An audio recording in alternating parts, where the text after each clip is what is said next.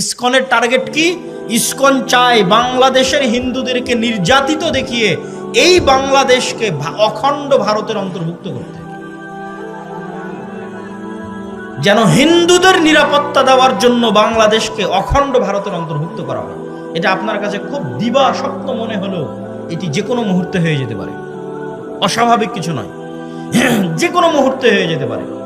যেখানে আমরা চোখের সামনে দেখতে পাচ্ছি এই দেশে কোনো হিন্দু নির্যাতন নাই, সেখানে আমরাই চোখের সামনে দেখতেছি ভারতের মিডিয়াতে প্রচার করা হচ্ছে যে বাংলাদেশে হিন্দুরা ধ্বংস হয়ে যাচ্ছে। ভারত সরকার বিবৃতি দিচ্ছে তাকে কেন গ্রেফতার করা হলো, কিন্তু ভারত সরকার এটা বিবৃতি দিতে পারলো না যে একজন আইনজীবীকে কেন হত্যা করা হলো।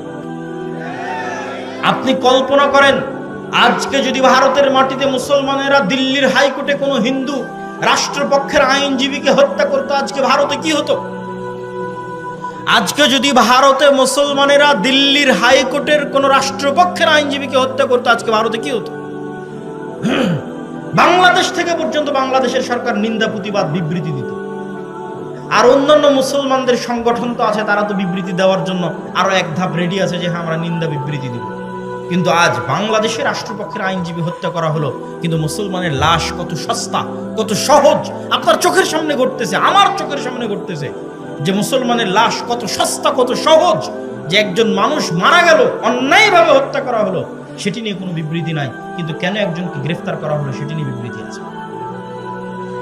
এই জন্য আপনাকে বুঝতে হবে যে আপনি যদি দিনের উপর কট্টর না হন, বাঁচার রাস্তা নাই, বাংলাদেশের স্বাধীনতার রাস্তা নাই যদি বাংলাদেশ দিনের উপর কট্টর না হয়।